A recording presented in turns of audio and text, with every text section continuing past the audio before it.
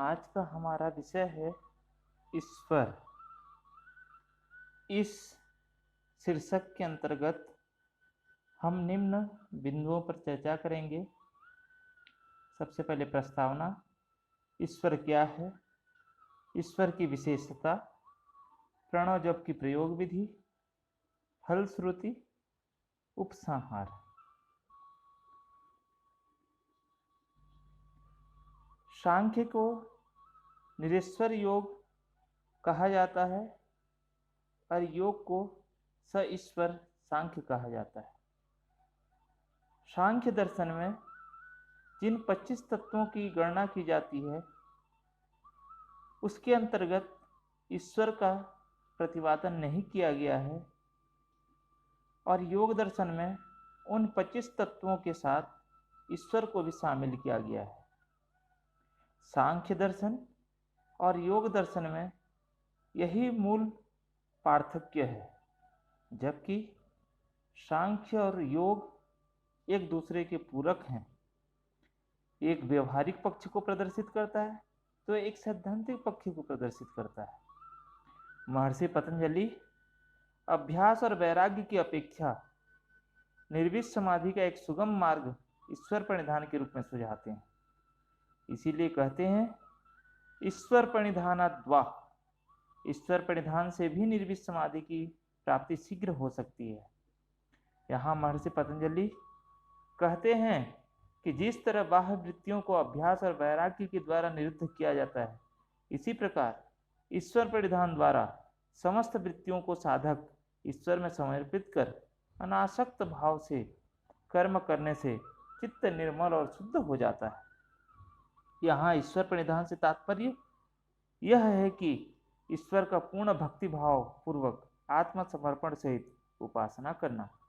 यहाँ जब साधक संसार से विरक्त होकर अपनी समस्त इच्छाएं, भावनाएं, कामनाएं ईश्वर को समर्पित कर देता है तो साधक की चित्त की चंचलता क्षीण हो जाती है।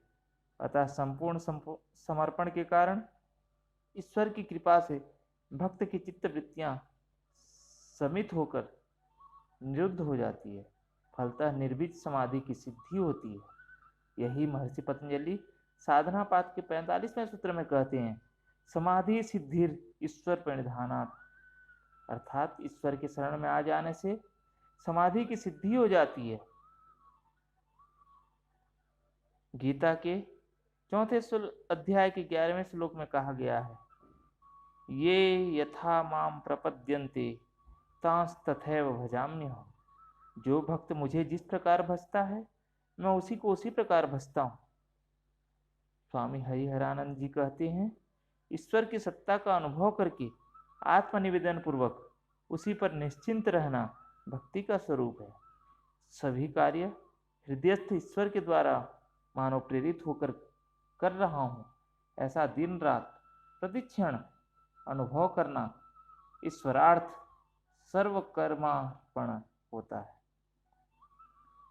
महर्षि पतंजलि इसी ईश्वर प्रणिधान की बात योग सूत्र में 2 से 3 जगह करते हैं और ईश्वर की जो आवश्यकता या महत्ता का प्रतिपादन करते हैं कि योग साधना में ईश्वर की शरणागति एक सर्वसुलभ सहज मार्ग है जिससे हम उस समाधि कैवल्य की अवस्था को प्राप्त कर सकते हैं।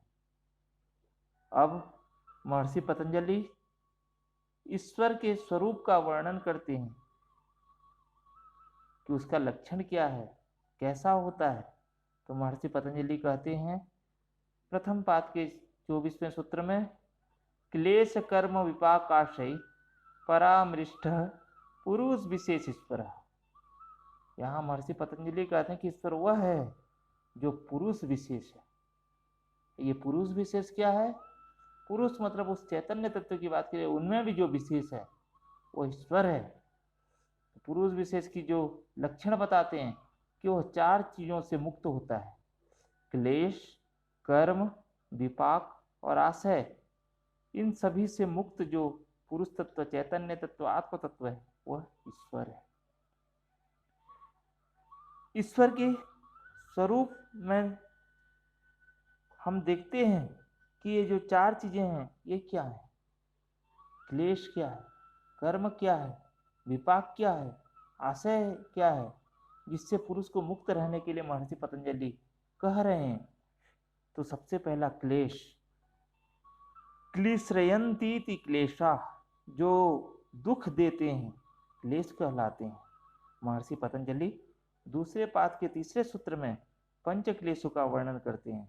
इसके अंतर्गत अविद्या, अस्मिता, राग, द्वेष और अभिनिवेश आते हैं। अगर इनसे मुक्त हो जाए तो पुरुष उस पुरुष विशेष की स्थिति को पहुंच सकता है। दूसरा कर्म, इन सभी क्लेशों से धर्म अधर्म, शुभ अशुभ आदि कर्म उत्पन्न होते हैं। कर्म चार प्रकार के हैं, कृष्ण कर्म, शुक्ल कर्म, कृष्ण शुक्ल मिश्रित कर्म और कृष्ण शुक्ल रहित कर्म। इन चार प्रकार के कर्मों से जो मुक्त पुरुष है वो पुरुष विशेष है। तीसरा विपाक, विपाक के लिए कहते हैं कर्म फल विपच्छन्त इति विपाका, जो परिपक्व हो जाते हैं वो विपाक है। कर्म फल के फल परिपक्व हो जाने पर सकाम कर्मों के फल स्वरूप सुख दुख भोग आदि रूप में प्राप्त होती है।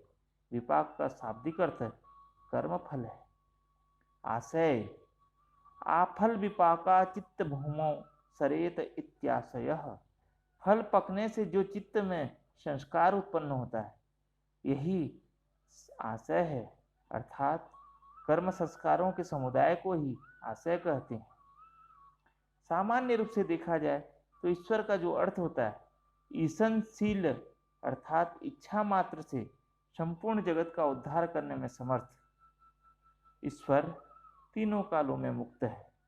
स्वामी हरिहरानंद के अनुसार ईश्वर के समान ऐश्वर्यवान और कोई नहीं है। अब महर्षि पतंजलि कहते हैं कि इस पुरुष विशेष जो ईश्वर है उसकी विशेषता क्या है। तो सबसे पहले महर्षि पतंजलि कहते हैं तत्र निरतिशयम सर्वज्ञ विगम, जिससे बढ़कर दूसरा कोई न हो वह निरतिशय कहलाता है, जबकि जिससे बढ़कर कोई दूसरा हो वो सातिशय है।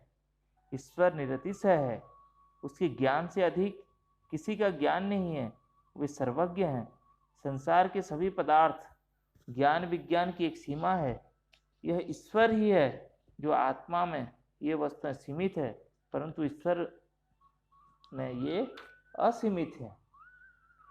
सांख्य दर्शन भी कहता है ईश्वरा सिद्धे सिद्धे। कहा गया कि ईश्वर विषयक वर्णन के कारण कुछ विद्वान योग को सईश्वर सांख्य मानते हैं। अब महर्षि पतंजलि अगले विशेषता की बात करते हुए कहते हैं पूर्वेशामपि गुरु काले नावच्छेदात, वह ईश्वर सबके पूर्वजों का भी गुरु है क्योंकि उसका काल से अवच्छेद नहीं है। सृष्टि के आरंभ में उत्पन्न होने के कारण तथा वेदों द्वारा संपूर्ण ज्ञान विज्ञान का उपदेश करने वाले ब्रह्मा जी को सबका गुरु माना जाता है, परंतु ब्रह्मा जी का सृष्टि से पूर्व एवं महान प्रलय के पश्चात अवसान हो जाता है, अतः वे काल द्वारा सीमित हैं। ईश्वर काल से बंधा नहीं है, वह सृष्टि के पूर्व एवं महाप्रलय के पश्चात भी हर स्थिति में विद्यमान रहते हैं, अतः वह ब्रह्मा विष्णु महेश आदि सभी देवों के गुरु हैं, उपदेष्टा हैं, वे गुरुओं के भी गुरु हैं। गीता के 8वें अध्याय के 17वें श्लोक में ईश्वर के काल से अतीत होने का वर्णन किया गया है और कहा गया है न मे विदुः सुरगणा प्रभवं च महर्षयः अहमादिर्हि देवानां महर्षिणां च सर्वशः। मेरी उत्पत्ति को न देवता न महर्षि ही जानते हैं, क्योंकि मैं सब प्रकार से देवताओं का और महर्षियों का भी आदि कारण हूं। आगे कहते हैं योगेश्वर यो माम जमनादि च वैत्ति लोक महेश्वरम, जो मुझको जन्म रहित और अनादि अर्थात सबका कारण और लोकों का महान ईश्वर तत्व से जानता है, वह ज्ञानवान पुरुष सभी पापों से मुक्त हो जाता है। अब महर्षि पतंजलि उस ईश्वर का इस सृष्टि में वाचक के रूप में प्रणव का वर्णन करते हैं और कहते हैं तस्य वाचकः प्रणवः, उस ईश्वर का वाचक प्रणव है अर्थात ओमकार है। प्रत्येक भाव को प्रकट करने के लिए एक न एक शब्द की आवश्यकता पड़ती है। यदि वाच्य और वाचक के बीच प्राकृत संबंध रहे तभी भाव और ध्वनि के बीच परस्पर संबंध रह सकता है।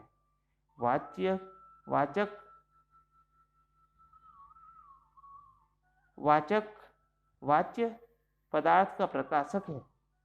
ओमकार और ईश्वर का वाच्य वाचक भाव संबंध है। यहाँ ईश्वर वाच्य एवं ओमकार उसका वाचक है। अब महर्षि पतंजलि कहते हैं कि उस ईश्वर का जो वाचक है प्रणव, उसको किस प्रकार से हम जीवन में अपनाएं जिससे हमको समाधि की सिद्धि हो। तो उसके लिए कहते हैं तज जपर्थ तत् भावनम, उस प्रणव के जप उसके अर्थ स्वरूप परमेश्वर का चिंतन करना चाहिए। अर्थात उस ओंकार का जप उसके अर्थ स्वरूप परमात्मा का चिंतन योग का सर्व प्रमुख साधन कहा गया है। इसे ही ईश्वर प्रणिधान ही कहा गया है। ईश्वर के भक्ति और भी बहुत से प्रकार हैं, परंतु जप और ध्यान सब साधनों में मुख्य होने के कारण महर्षि केवल नाम और नामी के स्मरण रूप एक ही प्रकार का वर्णन करते हैं। श्रीमद् भगवद गीता के 8वें अध्याय के 13वें श्लोक में भगवान कहते हैं ओम इत्येकाक्षरम ब्रह्म व्याहरन् मनुस्मरन् यह प्रयाति त्यजन् देहम स याति परमागतिम। ओंकार इस एक अक्षर स्वरूप ब्रह्म को उच्चारण करते हुए और उसके अर्थ स्वरूप मुझ निर्गुण ब्रह्म का चिंतन करता हुआ शरीर को त्याग जाता है, वह पुरुष परम गति को प्राप्त होता है। इस प्रकार अगर हम उस ईश्वर का स्वरूप वाचक प्रणव का हम जप करते हैं तब हमारी चेतना का ऊर्ध्वगमन होता है और समाधि की सिद्धि होती है और सभी प्रकार के जो हमारे अंतराय हैं, जो चित्त के विक्षेप हैं, उनका शमन होता है। ऐसा महर्षि पतंजलि अगले सूत्र में कहते हैं ततः प्रत्येक चेतनाधिगमो अंतराया भावश्च, अर्थात उस साधन से विघ्नों का अभाव और परमात्मा के स्वरूप का ज्ञान होता है। जब हमारे अंतःकरण में अपने स्व के स्वरूप का ज्ञान होता है तो हम सभी अविद्यादि क्लेशों से मुक्त होकर अपने स्वरूप में प्रतिष्ठित हो जाते हैं। महर्षि पतंजलि के अनुसार यही कैवल्य की अवस्था है और सभी विघ्नों के अभाव हो जाता है। जो चित्त के 9 विघ्न हैं, 9 अंतराय हैं, 9 विक्षेप हैं, व्याधिस्त्यान संशय प्रमाद आलस्य अविरति भ्रांति दर्शन अलब्ध भूमिकत्व अनवस्थित तत्व, ये 9 प्रकार के जो अंतराय हैं इनका शमन होता है। अतः हमें अपने चित्त को स्थिर करने के लिए, चित्त को शुद्ध करने के लिए और चेतना का ऊर्ध्वगमन, चेतना को विकसित करने के लिए एक सर्वसुलभ साधन ईश्वर के रूप में प्रणव का जप और ध्यान सर्वश्रेष्ठ एवं सुलभ साधन है। इसको अपनाकर हम इनका विकास कर सकते हैं। बहुत बहुत धन्यवाद।